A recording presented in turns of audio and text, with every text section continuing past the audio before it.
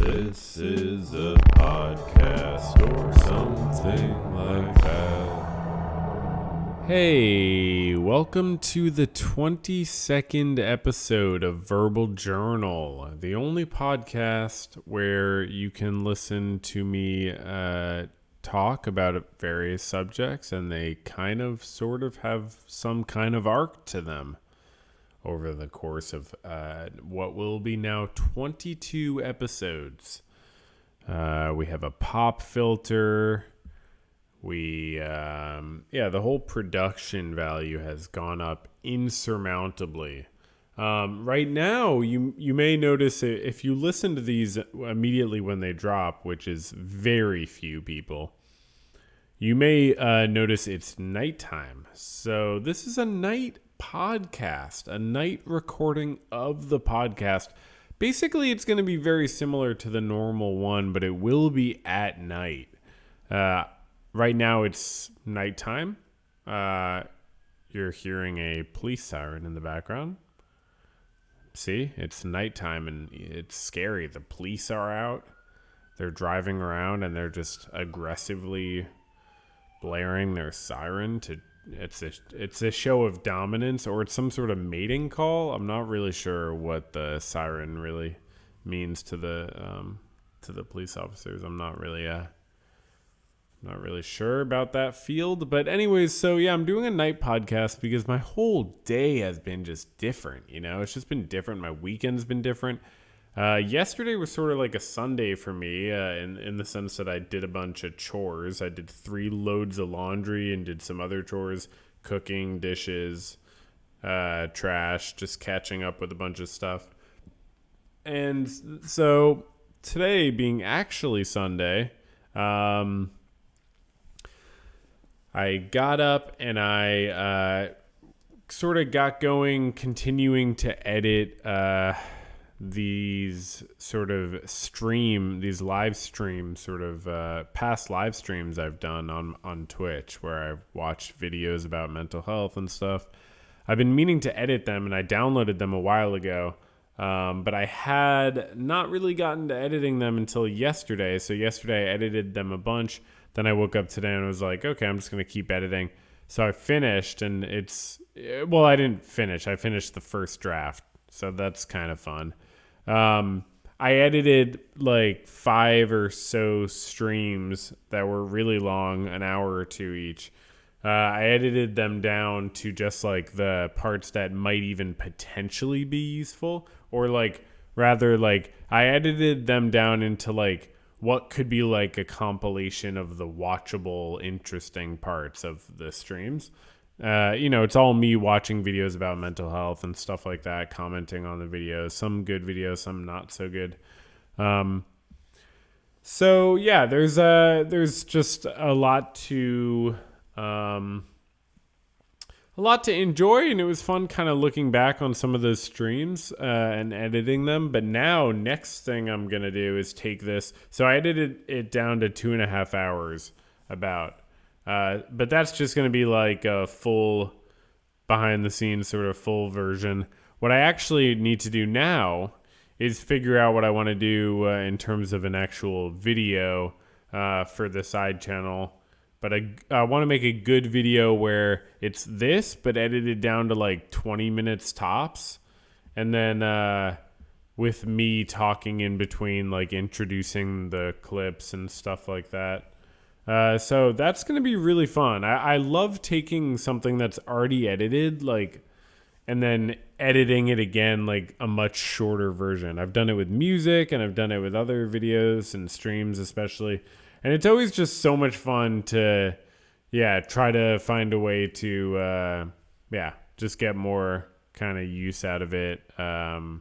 Get even more, kind of squeeze a totally different meaning out of it, sort of make it, it's fun. The more you're working from material that's already good and finished, it's sort of like a different and fun, more relaxing, chill process. So yeah, that's been fun. I did a bunch of editing on that, and I'll do a bunch more. But it's, just a little background. I actually have some time off work this week, and I'm going to be chilling, just catching up on stuff, spending time outdoors, just enjoying the sunshine. And probably working on some creative stuff. I've been working on tons of music. I've been really enjoying that. There's a small chance I might do a rock stacking event. If you know about those, there's a rock stacking side channel. It's the International Rock Stacking League.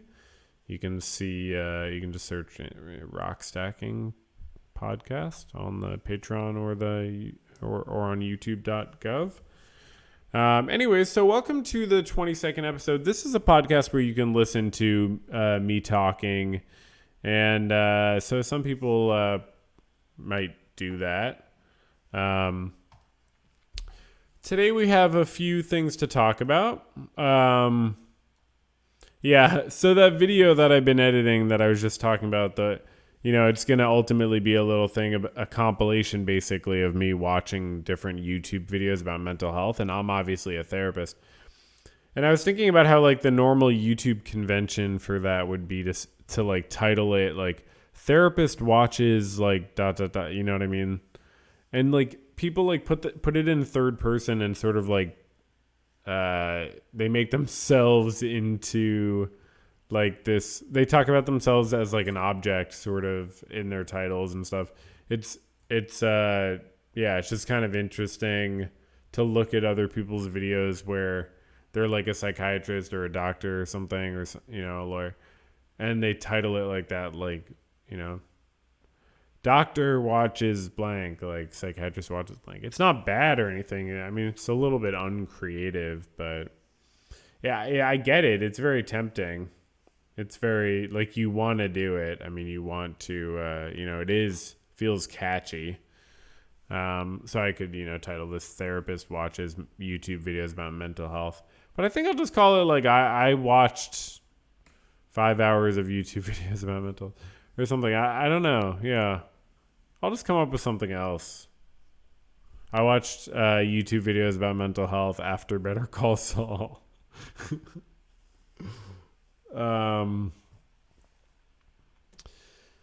Right now I'm losing a very painful week-long fantasy matchup for fantasy baseball. I definitely should have come out on top today, but a few things didn't go my way, and at this point I would need an absolute miracle because only one batter is left for me, and my opponent has no players left. So I would need James Outman to get like a ridiculous number of points in the next 3 innings. I don't even know. He might have one at bat. He needs to get like a grand slam. Yeah. So I can that's literally all I need. But I'm not going to get it. So yeah, it's sad. I hate losing things. I'm not even competitive, but fantasy sports like brings it out of me. It's like, ugh. And my friend just tried to trade me a player in the fantasy league. He tried to trade me Freddie Freeman for Zach Greinke, which is like a really good trade for me to get Freddie Freeman. And so I was like, I immediately accepted it, and then the league vetoed it. The league vetoed it because they were like, it's too good for me. So that's politics for you. Anyways, one thing I was thinking about recently with YouTube videos, I love to talk about YouTube videos because I make them. And I talk about sponsorship sometimes, and I think it's interesting, like the different way people approach sponsorship. Like sometimes it seems like the sponsor is just like a nice add-on to the video.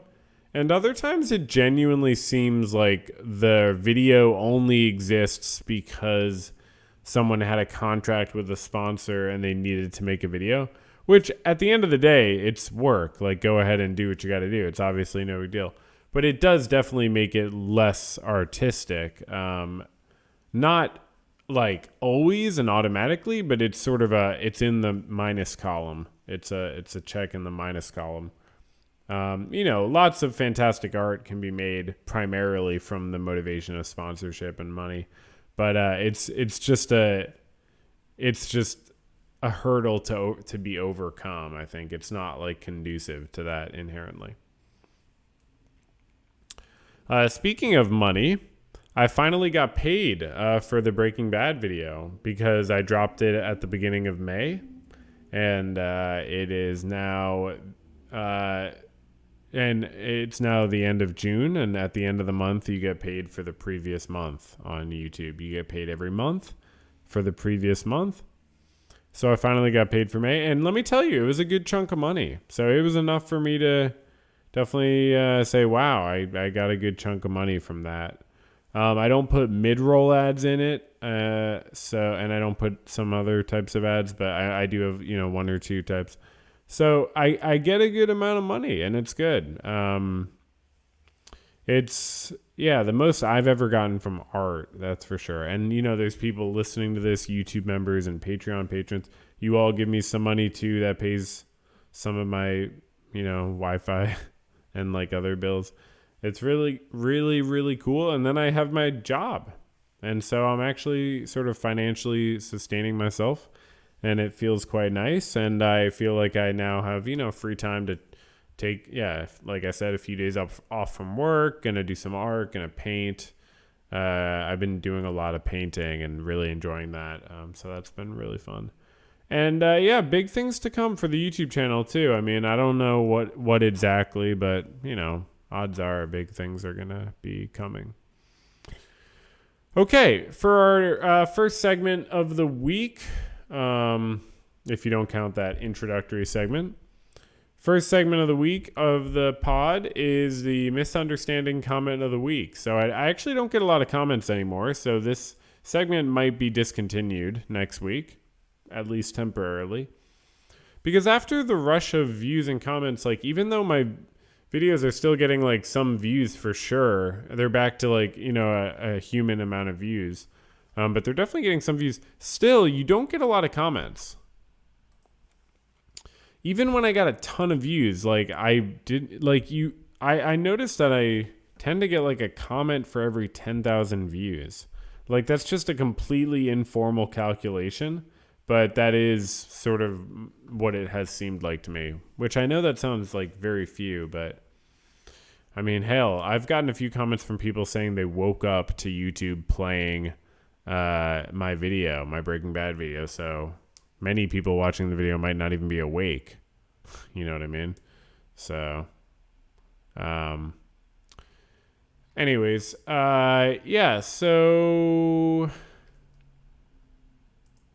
So cool. Okay, so misunderstanding comment of the week. I like to share one comment that really misunderstood something. This person said, if you were worried about spoilers, you shouldn't have watched Better Call Saul first. Crying, laughing emoji. Literally spoils the entire ending of Breaking Bad. And they're responding to 3 minutes in to the Breaking Bad video when I say, when I talk about thanking my audience for not spoiling Breaking Bad.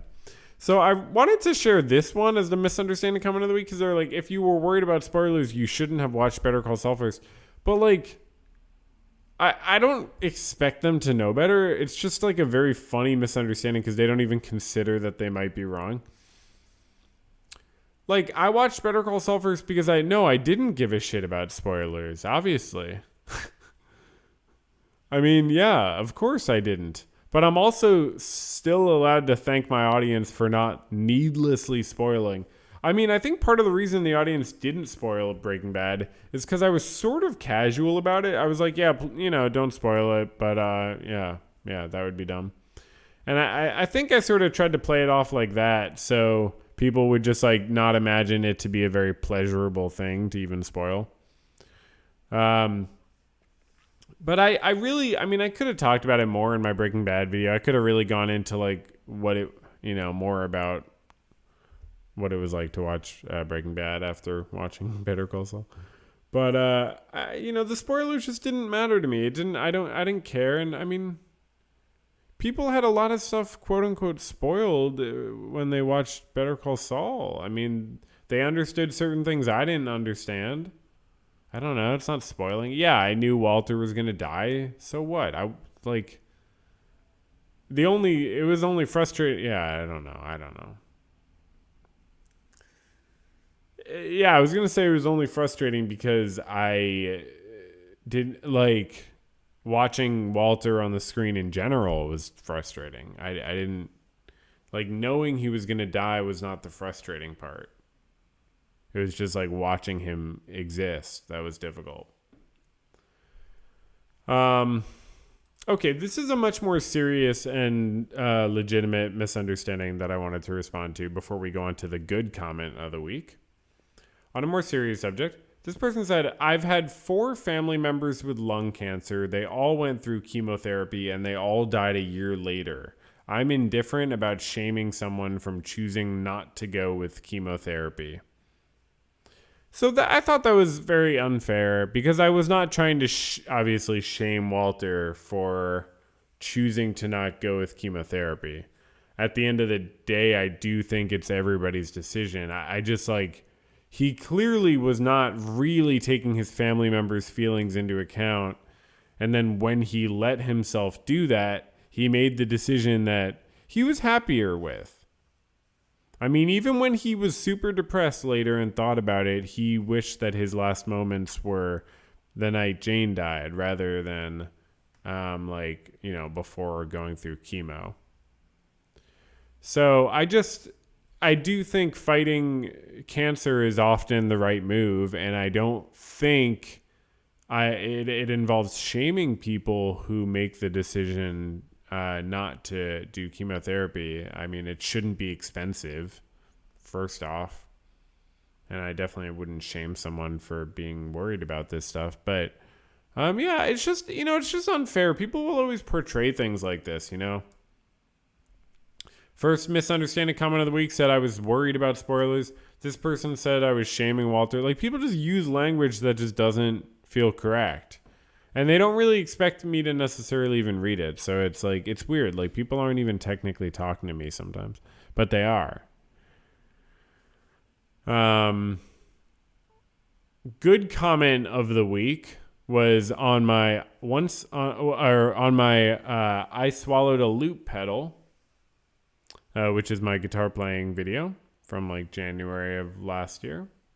They said, this is super cool. One of my favorite music discoveries of this year. And wow, very nice. It reminds me a little of the band Black Midi, which I believe I've heard of. And then they say, but more chill. Your style of playing sounds very layered and slightly chaotic, but in a nice intentional way. That is super chill. Very appreciated. And yeah, see, even in positive ways, people like talk to you when they leave a comment. It's very intense.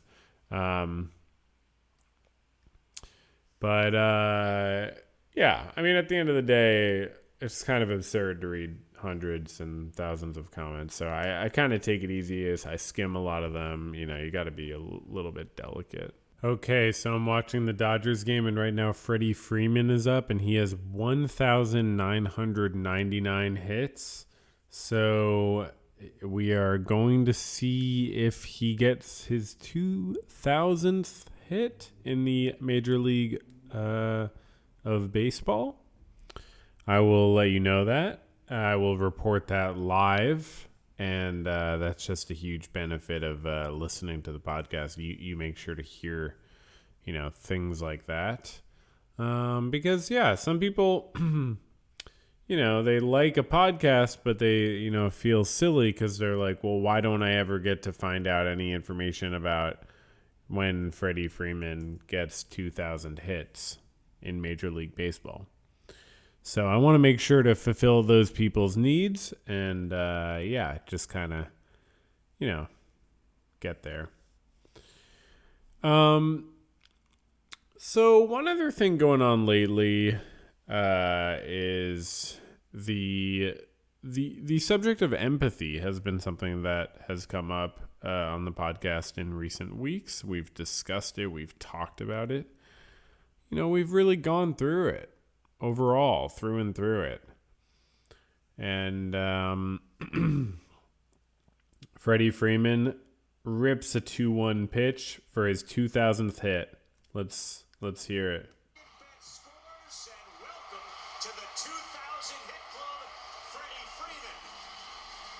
All right. See, that was it. So he got 2,000 hits. Now he doesn't have to worry about no longer having 2,000 hits. I mean, not having 2,000 hits, not no longer. he no longer doesn't have 2,000 hits, and now he very much does. And I'm happy for him. He's holding up his helmet. He's showing it to the crowd. The crowd's cheering on. They're very happy his family's there. Clayton Kershaw is clapping. It's everybody's clapping basically. They like when it reaches a round number like that.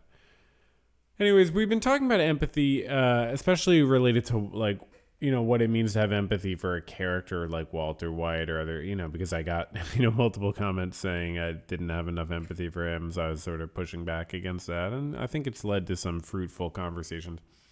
Well, I was reading some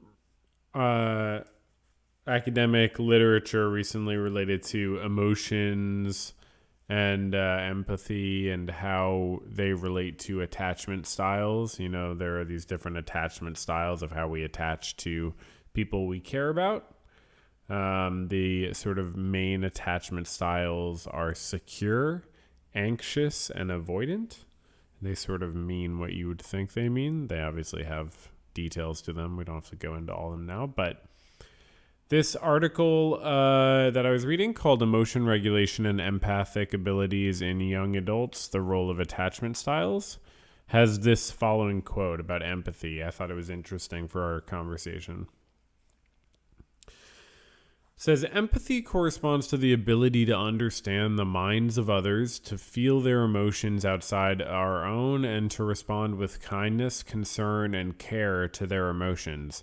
It is a multidimensional construct encompassing an affective component, i.e., tendencies to feel compassion and concern for others, and a cognitive component, i.e., an ability to understand the reasons for another person's emotions and to imagine different viewpoints beyond one's own.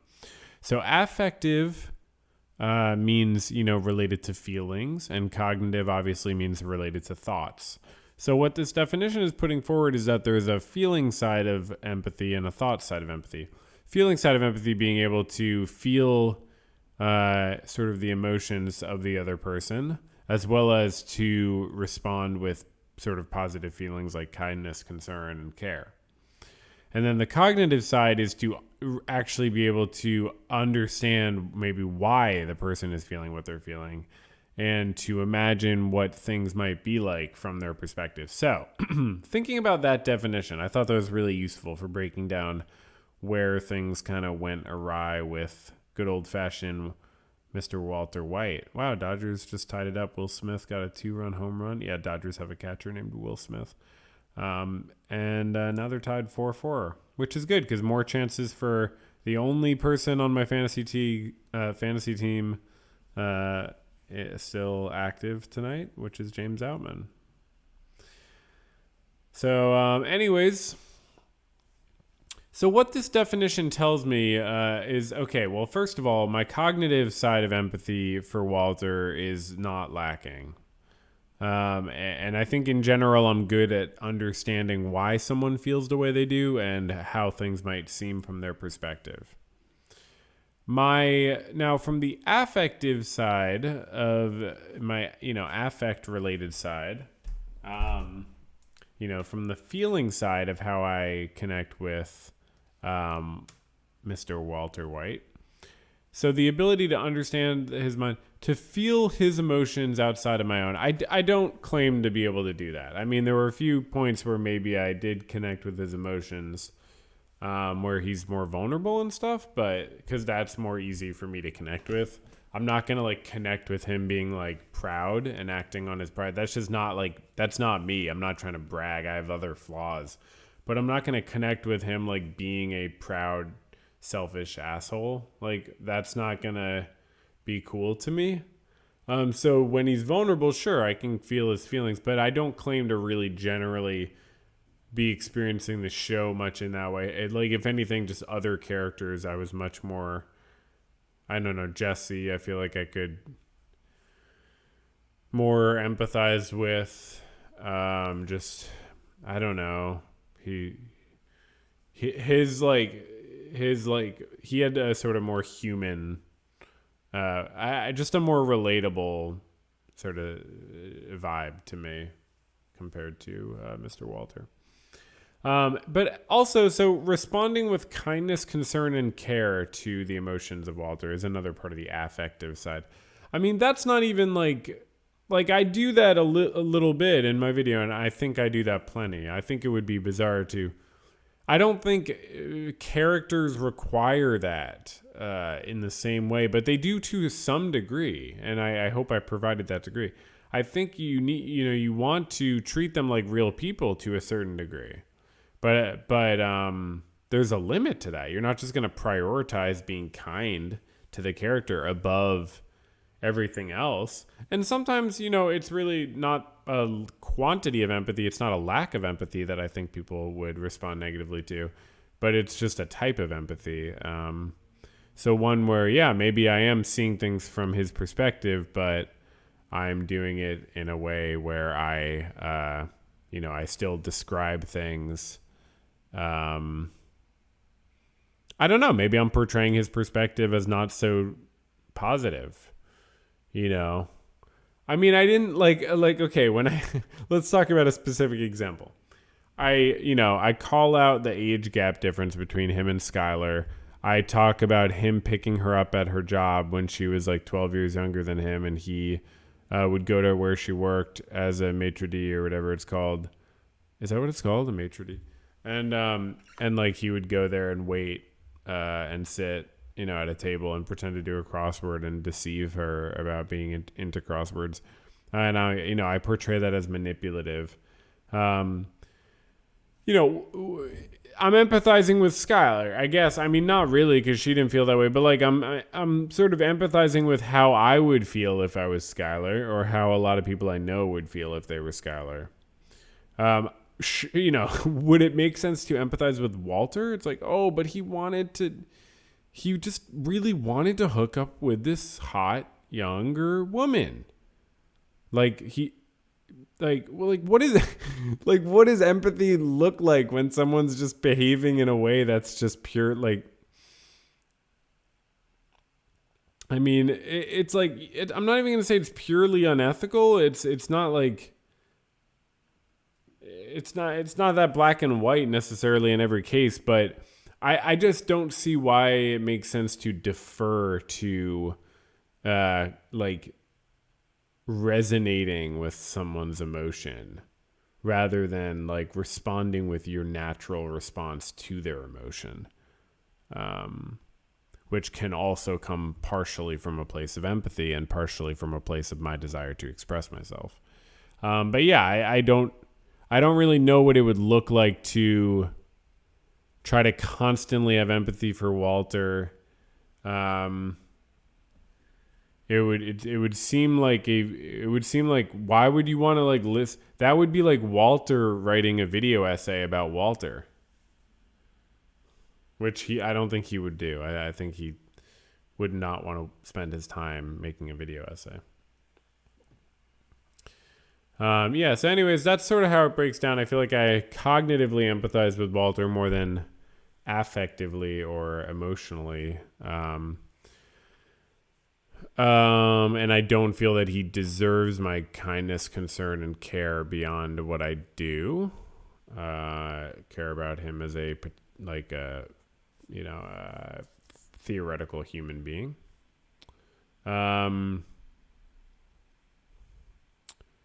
Okay, so next thing to talk about is this is really funny.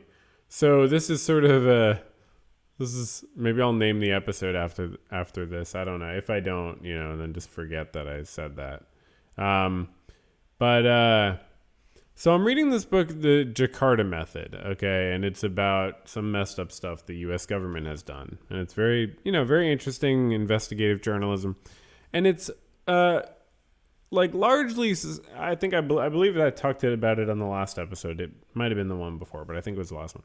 But it centers around Indonesia, and Indonesia after gaining independence from the Netherlands in the 1940s.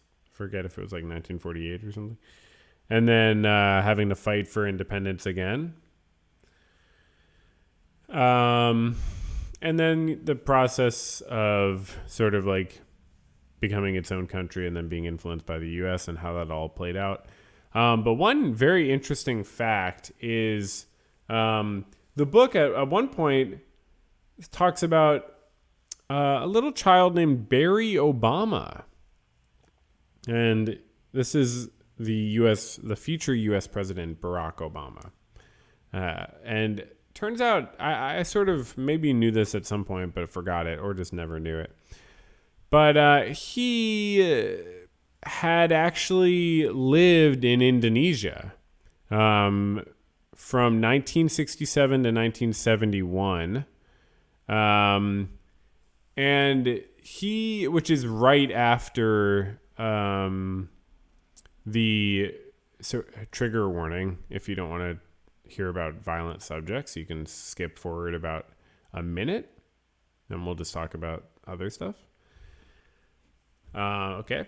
So 1967 and 1971 is just right after like this horrifying mass murder campaign that the government of Indonesia carried out like through the support of the United States and other anti-communist allies. And they decimated the Communist Party of Indonesia by actually killing about 1 million human beings. And then 1 million more were in concentration camps for about a year or so. And this was led to a dictatorship, a right-wing dictatorship for many years afterwards. And the permanent trauma of the population and eradication of an entire political movement and party, which is now illegal in the country. Anyways, so Barry Obama was there right after these events. He was there right after these events because his mom, who had him with, I believe, a Kenyan economics student in Hawaii, or she went to Hawaii afterwards. I don't remember.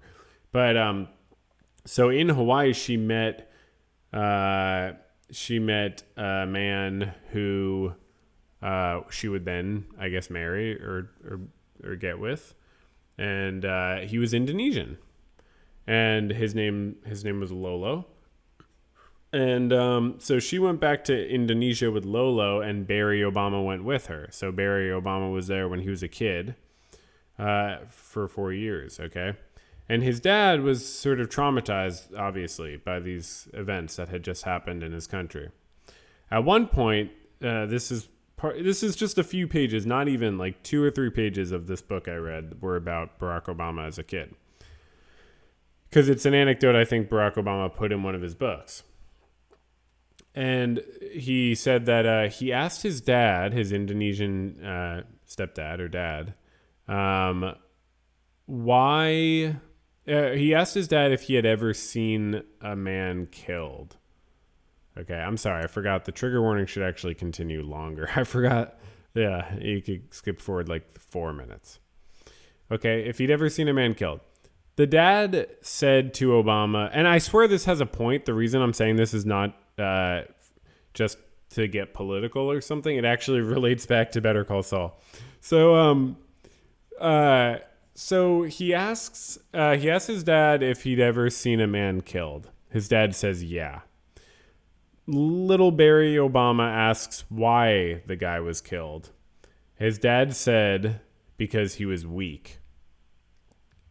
And then little Barry Obama, this isn't word for word, but Barry Obama was like, just because he was weak or something. And then the dad was like, basically said, should I just read it exactly as it is?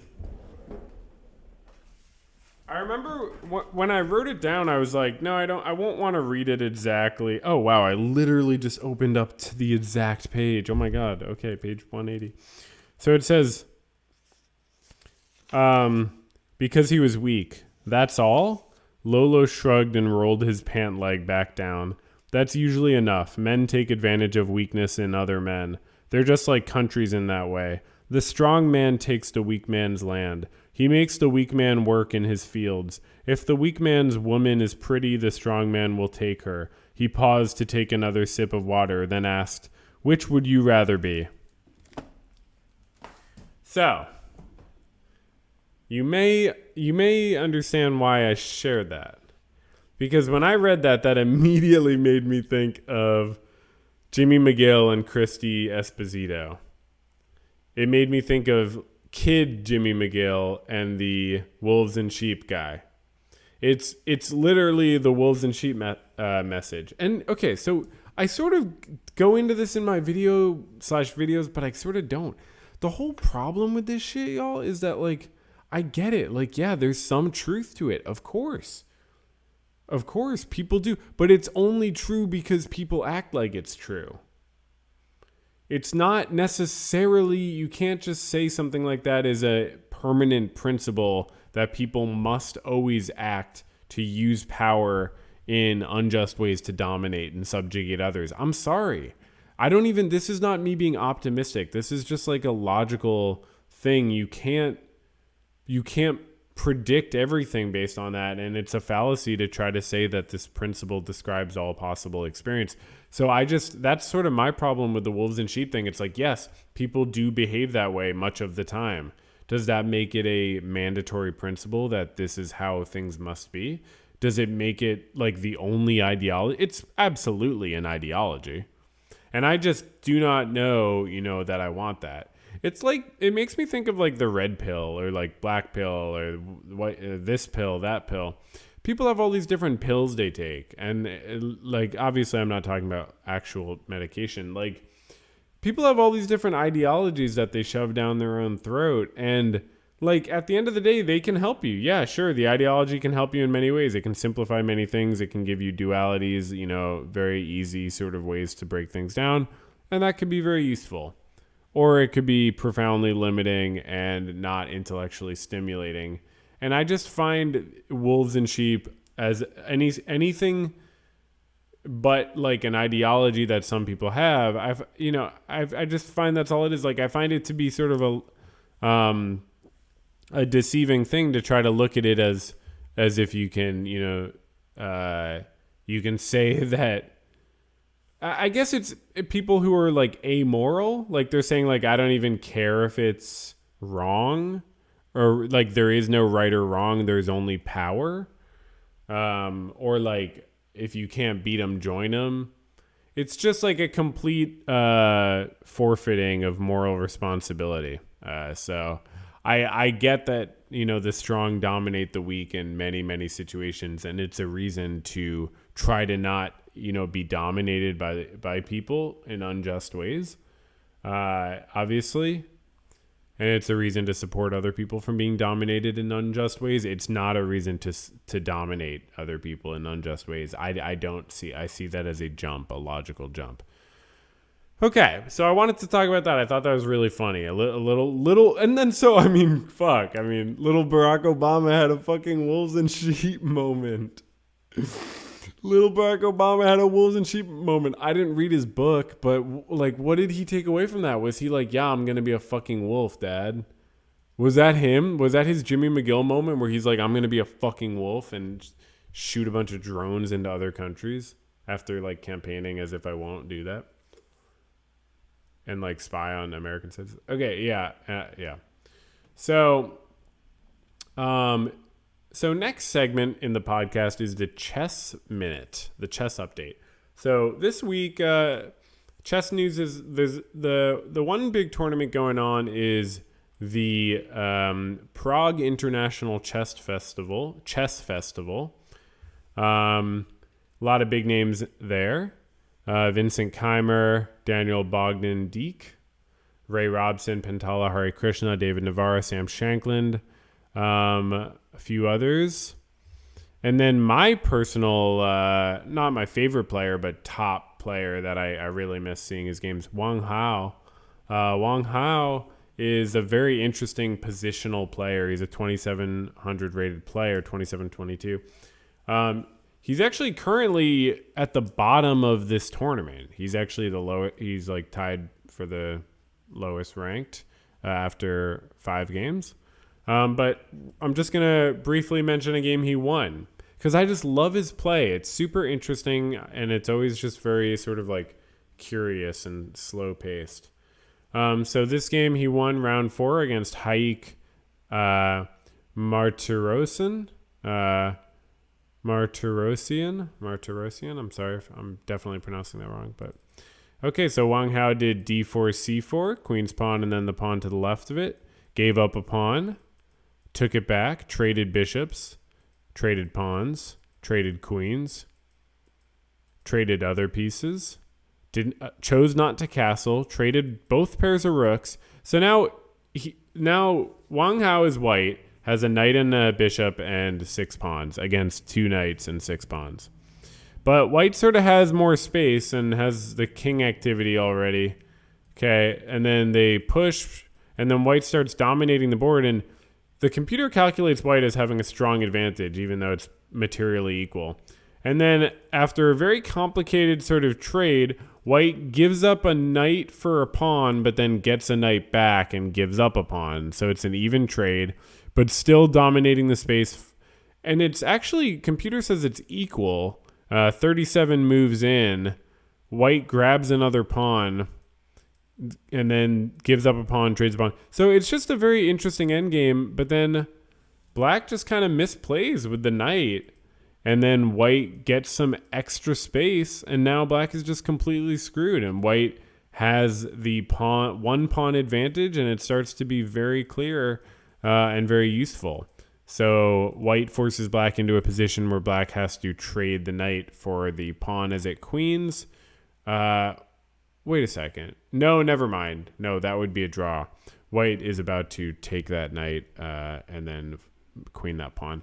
So it's just a very interesting game. That was the wrap up. I hope you like audio recaps of chess games. The next segment on the pod is my weekly screen time. Hold on.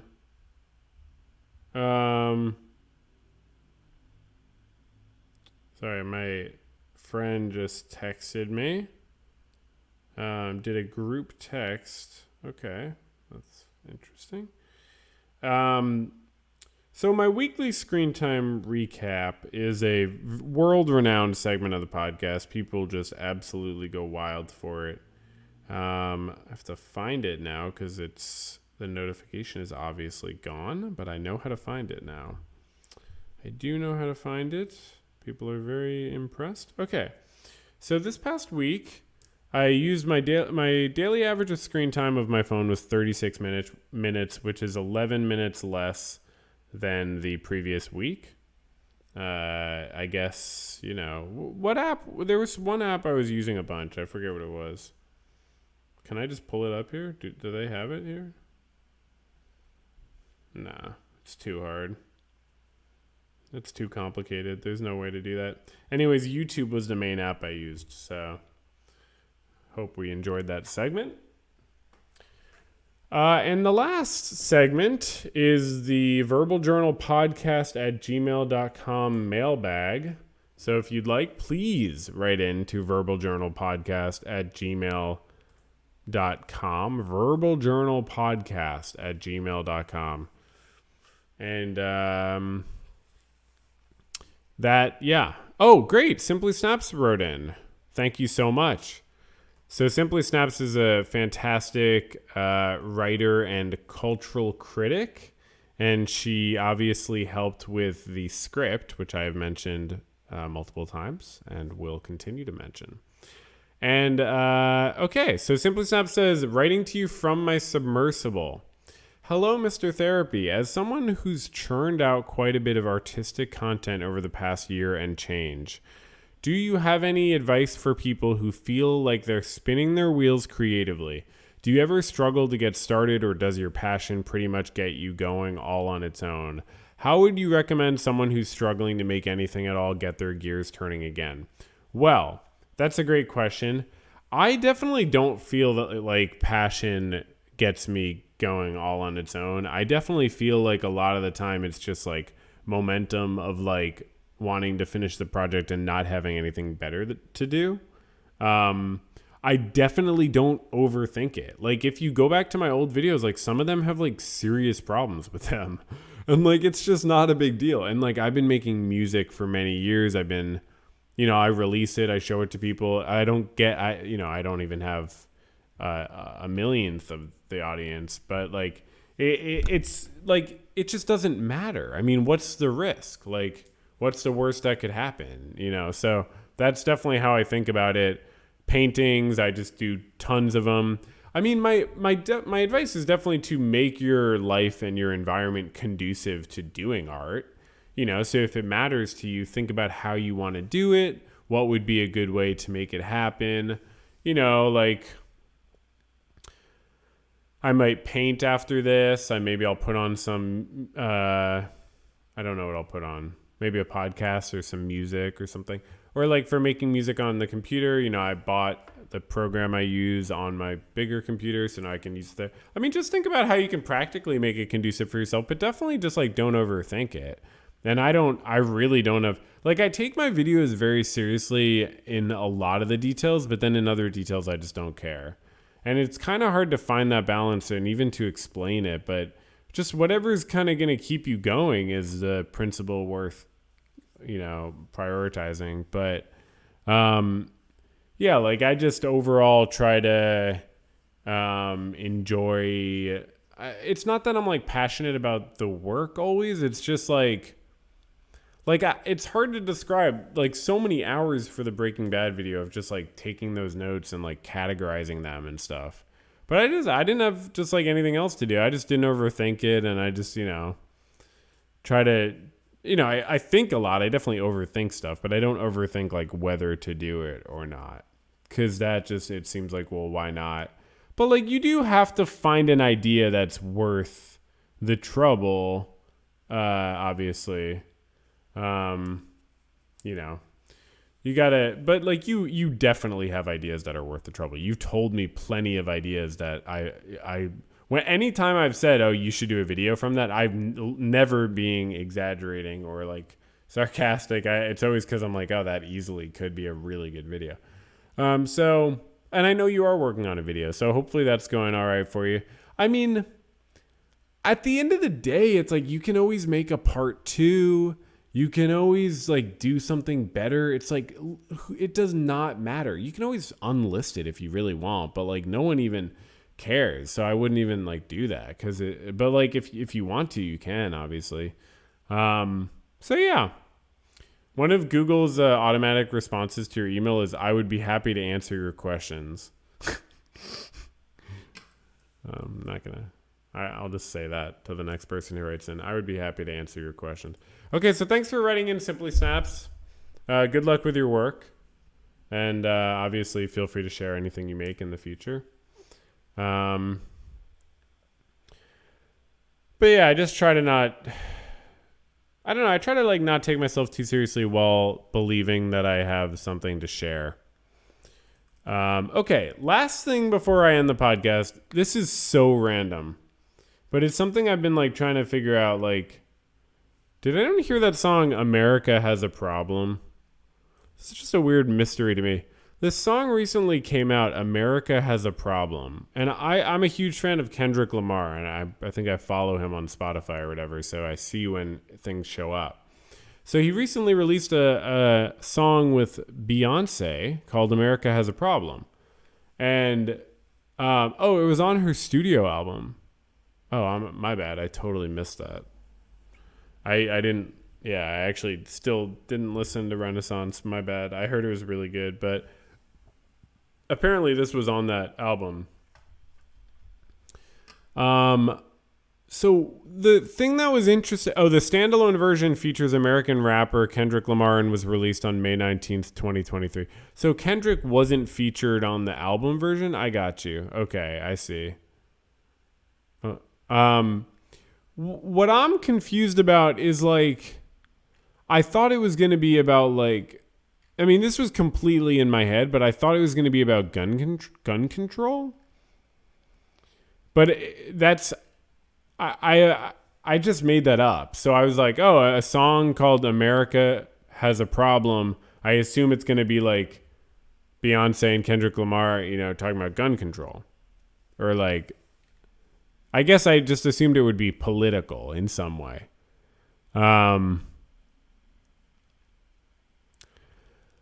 And it was like good in a lot of ways. And Beyonce and Kendrick Lamar are profoundly talented. I love Kendrick Lamar, and I don't listen to a ton of Beyonce, but like she's amazing. And like the song "Sorry" is like my favorite Beyonce song. Like she's really just so, I mean, obviously like amazing.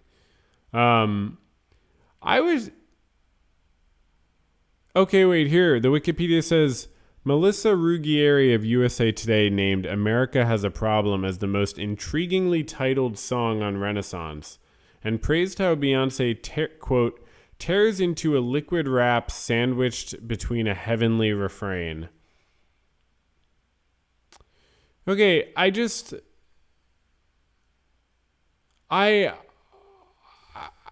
was really just thrown off because I could easily be missing something, but like Beyonce's lines they were good, obviously they were amazing, but they did not have any political message to them in any way. I didn't pick up on any political message, not one word, not one line.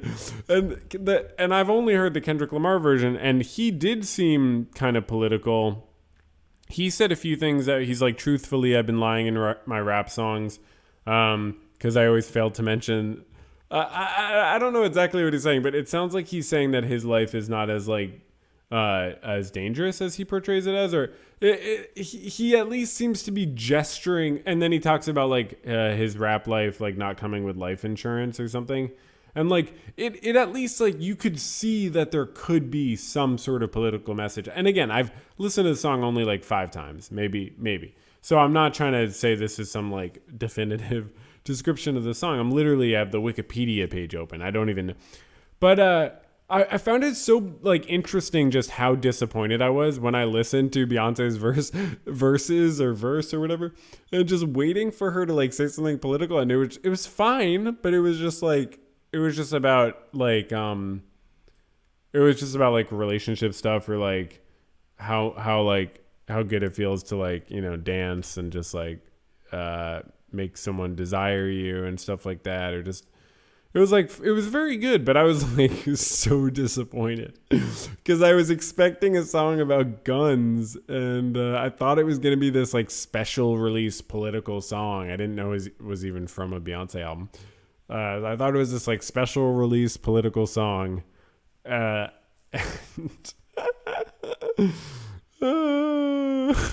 it's just like, this does not say anything political. She's just like, you know, you want that thing from me. Okay. Anyways, that's, you know, that's what I get for making assumptions. Okay, well, that's it for the podcast today. Thank you so much for listening. Please feel free to write into verbaljournalpodcast@gmail.com. Let me know what you think. Have a great rest of your day, your night, your afternoon, your morning, your medium time, your back alley, middle afternoon. And yeah, I'll catch you next week. And here's the outro. It's going to go like this. This is a podcast or something like that. I don't know if that's the right key. Ready to find out? Let's go. This is a podcast or something like that.